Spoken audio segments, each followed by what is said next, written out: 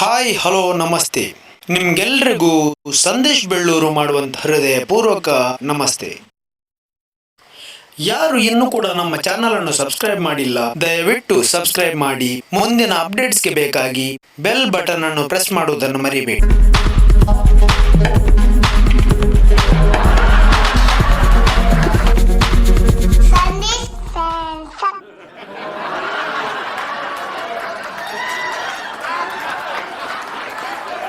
Most of the times ನಾವು ಯೋಚನೆ ಮಾಡ್ತಾ ಇರ್ತೇವೆ, ದೊಡ್ಡವರಾಗಬಾರ್ದಿತ್ತು, ಸಣ್ಣವರೇ ಇರಬೇಕಿತ್ತು ಅಂತ. ನಾನು ಮಾತ್ರ ಅಲ್ಲ, ಆಲ್ಮೋಸ್ಟ್ ಎಲ್ಲರೂ ಹಾಗೇನೆ ಯೋಚಿಸ್ತಾರೆ ಅಂತ ಕಾಣುತ್ತೆ. ಮನುಷ್ಯರು ಮಾತ್ರ ಅಲ್ಲ, ಮೋಸ್ಟ್ಲಿ ಕೋಳಿ ಕೂಡ ಹಾಗೇನೆ ಯೋಚನೆ ಮಾಡ್ತಿರ್ಬೇಕು. ದೊಡ್ಡದಾಗಬಾರ್ದಿತ್ತು, ಸಣ್ಣ ಮರಿಯೇ ಇರಬೇಕಿತ್ತು. ಈಗ ಯಾರು ಯಾವಾಗ ಬಲಿ ಕೊಡ್ತಾರೆ ಅಂತ ಹೇಳಲಿಕ್ಕಾಗಲ್ಲ. ಆದರೆ ಏನು ಮಾಡೋದು, ಈಗ ದೊಡ್ಡದಾಗಿ ಆಗಿದೆ. ಆದರೆ ನಾವು ಸಣ್ಣದಿರುವಾಗ ಯೋಚನೆ ಮಾಡ್ತಿದ್ವಿ, ಯಾವಾಗೊಮ್ಮೆ ದೊಡ್ಡವರಾಗಲಿಲ್ಲ ಮಾರ್ರೆ. ಯಾರಿಗಾದೀತು ಓದುವ ಕಿರಿಕಿರಿ, ತಂದೆ ತಾಯಿಯ ಪಿರಿಪಿರಿ, ಟೀಚರ್ಸ್ನವರ ಚಿರಿಪಿರಿ. ಆದರೆ ನೋಡಿ, ನಾವು ಸಣ್ಣದಿರುವಾಗ ಇದ್ದದ್ದಕ್ಕೂ ಈಗಿನ ಮಕ್ಕಳು ಇರುವುದಕ್ಕೂ ತುಂಬ ವ್ಯತ್ಯಾಸ ಉಂಟು ಅಂತ. ಈಗಿನ ಸಣ್ಣ 4ನೇ ಕ್ಲಾಸಿನ ಮಕ್ಕಳು ಹೇಳ್ತಾರೆ, ನನಗೆ ಅವಳ ಮೇಲೆ ಕ್ರಶ್ ಆಗಿದೆ ಅಂತ. ಕ್ರಶ್ 4ನೇ ಕ್ಲಾಸಲ್ಲಿ? ನಮಗೆ ಆ ಏಜಲ್ಲಿ ಕರೆಕ್ಟಾಗಿ ಬ್ರಷ್ ಮಾಡಲಿಕ್ಕೆ ಬರ್ತಿರ್ಲಿಲ್ಲ. ಚಡ್ಡಿದು ಗುಬ್ಬಿ ಸಮೇತ ಅಮ್ಮ ಹಾಕಿ ಕಳಿಸ್ತಿದ್ದದ್ದು, ಮತ್ತು ಕ್ರಶ್ ಎಲ್ಲಿಂದ? 4ನೇ ಕ್ಲಾಸ್ ಬಿಡಿ, ಈ ಏಜಲ್ಲಿ ಕೂಡ we are still single bro. ಆದರೆ ಸಿಂಗಲ್ ಆದದ್ರಿಂದ ಸ್ಟ್ಯಾಂಡ್ ಅಪ್, ಇಲ್ಲದಿದ್ದರೆ ಎಲ್ಲಿಯಾದರೂ ಸಿಟ್ ಡೌನ್ ಆಗ್ತಿತ್ತು. ಅದರಲ್ಲಿ ನಾವು ಬಚಾವಾಗಿದೆ. ಕ್ರಶ್ ಬಿಡಿ, ಅಟ್ಲೀಸ್ಟ್ ಕ್ಯಾಂಡಿ ಕ್ರಶ್ ಅಂದರೆ ಏನು ಅಂತ ಗೊತ್ತಿರಲಿಲ್ಲ ನಮಗೆ. ಕ್ರಶ್ ಕೂಡ ಇಲ್ಲ, ಕ್ಯಾಂಡಿ ಕೂಡ ಇಲ್ಲ. ಆ ಕ್ಯಾಂಡಿ ಇತ್ತು, ಐಸ್ ಕ್ಯಾಂಡಿ.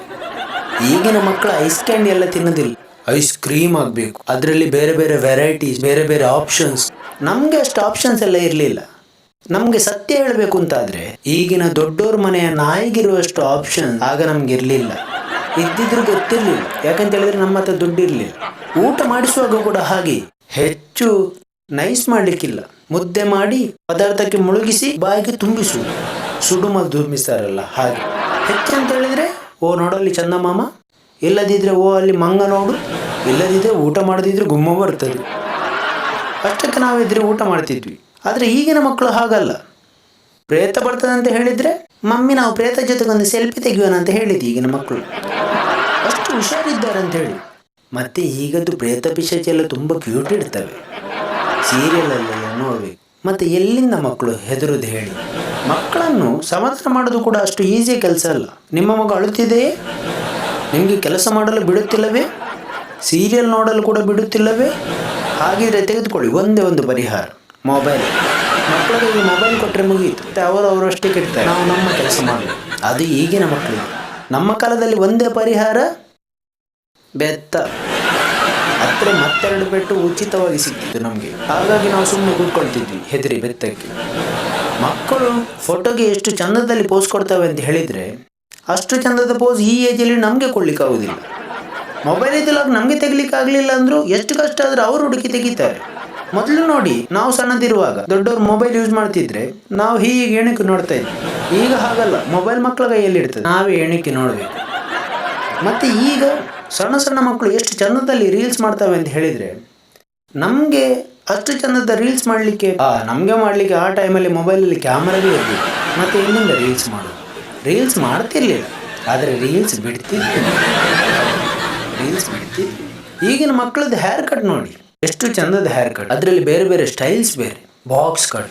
ನಮಗೆ ಆಗ ಬಾಕ್ಸ್ ಇರಲಿಲ್ಲ, ಫುಲ್ ರೌಂಡ್ ಗಜನಿ ಸ್ಟೈಲ್. ಬೇಗ ಬರಬಾರ್ದು, ಅದಕ್ಕೆ ಪೂರ್ತಿ ತೆಗಿತಾ ಇದ್ರು. ಯಾಕಂತ ಹೇಳಿದರೆ ದುಡ್ಡು ಖರ್ಚಾಗ್ತದಲ್ಲ. ಮೊದಲು ಶಾಲೆಗೆ ಹೋಗುವಾಗ ನಾವು ನಡ್ಕೊಂಡೆ ಹೋಗಿ ಮುಟ್ಬೇಕು. ಈಗ ಹಾಗಲ್ಲ, ಮಕ್ಕಳಿಗೆ ಬಾಗಿಲಿಗೆ ಗಾಡಿ ಬರ್ತದೆ.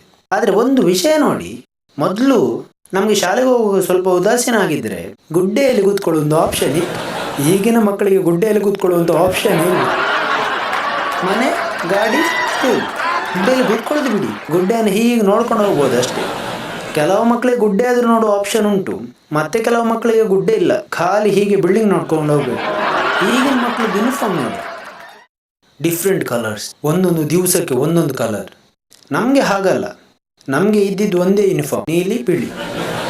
ಆದರೆ ಟೀಚರ್ ಹೇಳ್ತಿದ್ರು, ಬಿಳಿ ಬಣ್ಣದಲ್ಲಿ 7 ಬಣ್ಣ ಅಡಕವಾಗಿದೆ ಅಂತ. ಹಾಗಾಗಿ ಒಂದು ಸಮಾಧಾನ. ಡ್ರೆಸ್ ನೀಲಿ ಬಿಳಿ, T V black and white. ಅದು ಕೂಡ ನಮ್ಮ ಮನೆಯಲ್ಲಿ ಇರಲಿಲ್ಲ, ಬೇರೆ ಮನೆಗೆ ಹೋಗಿ ನೋಡಬೇಕಿತ್ತು. ಮತ್ತು ಈಗಿನ ಮಕ್ಕಳಿಗೆ ಹೀರೋಸ್ ತುಂಬ ಜನ, spider man, Batman, iron man, ತುಂಬ ಹೀರೋಸ್. ನಮ್ಗೆ ಹಾಗಲ್ಲ, ನಮ್ಗೆ ಇದ್ದಿದ್ದು ಒಂದೇ ಹೀರೋ, ಶಕ್ತಿಮಾನ್. ಶಕ್ತಿಮಾನ್, ಶಕ್ತಿಮಾನ್, ಒಂದೇ ಹೀರೋ ಇದ್ದು. ಶಕ್ತಿಮಾನ್ ತಪ್ಪಿದ್ರೆ ಡಿಂಗ ಬಾಲಮಂಗಳದ್ದು. ಈಗ ಮಕ್ಕಳಿಗೆ ನೋಡಿ, ಶಾಲೆಗೆ ಹೋಗುವಾಗ ಕಾಲಿಗೆ ಶೂಸ್, ಮತ್ತೆ ಸೇಮ್ ಕಲರ್ ಇಂದು ಸಾಕ್ಸ್, ಸೇಮ್ ಕಲರ್ ಇದ್ದು ಬೆಲ್ಟ್. ನಮ್ಗೆ ಹಾಗಿರ್ಲಿಲ್ಲ, ನಮ್ಗೆ ಚಪ್ಪಲ್, ಅದು ಕೂಡ ಚಪ್ಪಲ್ ಕೂಡ ಇರಲಿಲ್ಲ, ಸ್ಲಿಪ್ಪರ್. ಮೋಸ್ಟ್ಲಿ ಅದು ಸ್ಲಿಪ್ ಮಾಡ್ತದೆ ಅಂತೇಳಿ ಅದಕ್ಕೆ ಸ್ಲಿಪ್ಪರ್ ಅಂತ ಹೆಸರಿಟ್ಟೇ ಇರಬೇಕು. ಈ ಸ್ಲಿಪ್ಪರ್ ಹಾಕೊಂಡು ಮಳೆಗಾಲದಲ್ಲಿ ನಡ್ಕೊಂಡು ಶಾಲೆಗೆ ಹೋಗಿ ಮುಟ್ಟುವಾಗ ಚಡ್ಡಿ ಎದುರಿಗೆ ನೀಲಿ ಬಣ್ಣ, ಹಿಂದಿನಿಂದ ಮಣ್ಣು ಮಿಶ್ರಿತ ನೀರು. ಮೊದಲು ನಾವು ಶಾಲೆಗೆ ಹೋಗುವಾಗ ಊಟಕ್ಕೆ ಬುತ್ತಿ ತಗೊಂಡು ಹೋಗ್ತಾ ಇದ್ವಿ. ಹೌದು, ನಾವು ಕನ್ನಡ ಮೀಡಿಯಮಲ್ಲಿ ಓದಿದ್ದಲ್ವಾ, ಹಾಗಾಗಿ ಬುತ್ತಿ ತಗೊಂಡು ಹೋಗ್ತಾ ಇದ್ವಿ. ಈಗಿನವರು ಇಂಗ್ಲಿಷ್ ಮೀಡಿಯಂ, ಹಾಗಾಗಿ ಟಿಫಿನ್ ಕೊಂಡೋಗ್ತಾರೆ.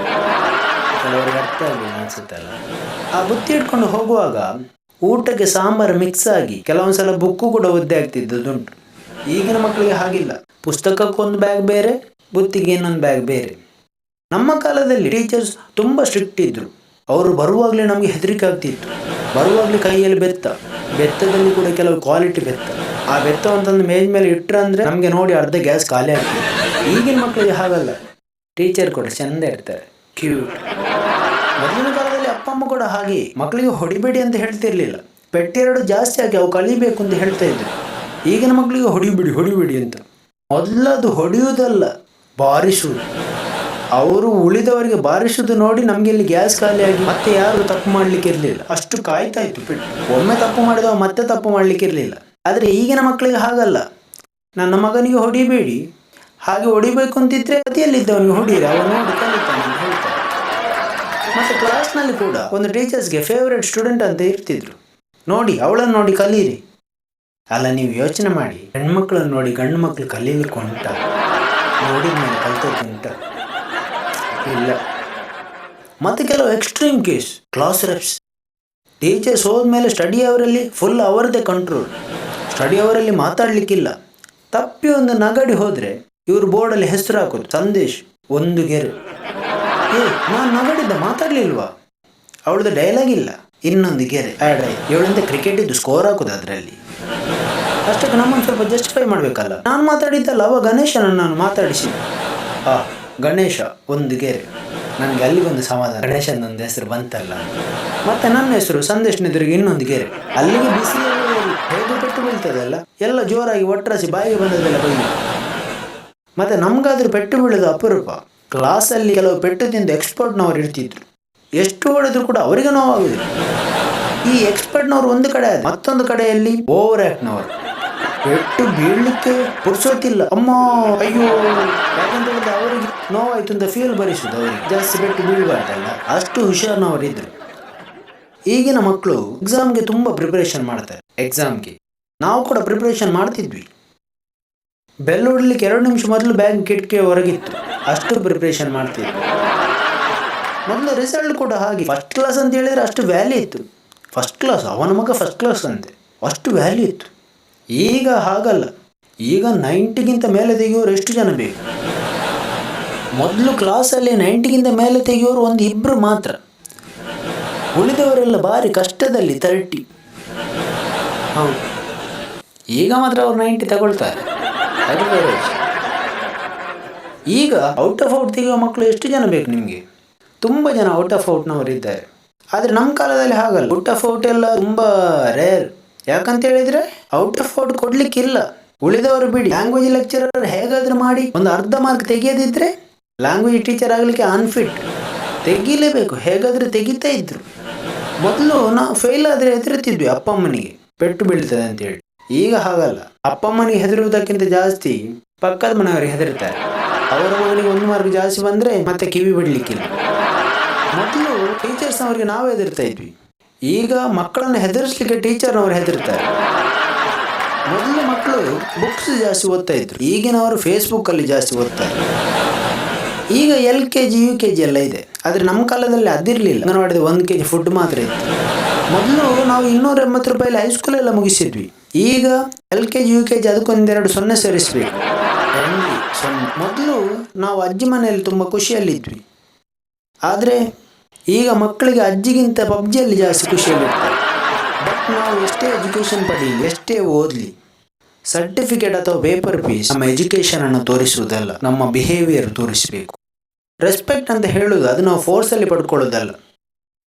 ನಮ್ಮನ್ನು ನೋಡುವಾಗ ಅವರಿಗೆ ರೆಸ್ಪೆಕ್ಟ್ ಮಾಡಬೇಕಂತ ಅನಿಸಬೇಕು. ದೊಡ್ಡವರ ಎದುರಿಗೆ ಕಾಲ ಮೇಲೆ ಕಾಲು ಹಾಕಿ ಕೂತ್ಕೊಂಡ್ರೆ ನಾವು ದೊಡ್ಡವರಾಗುವುದಿಲ್ಲ. ತಗ್ಗಿದ ಭೂಮಿಗೆ ಬೆಳೆ ಜಾಸ್ತಿ. Last but not the least, ದಾನ ಮಾಡದ ಸಂಪತ್ತು, ಮ್ಯಾನರ್ಸ್ ಇಲ್ಲದ ಎಜುಕೇಷನ್ ಮಣ್ಣಿಗೆ ಬಿದ್ದ ಬೆಣ್ಣೆಯ ಹಾಗೆ, ಯೂಸ್ ಇಲ್ಲ. Thank you, bye.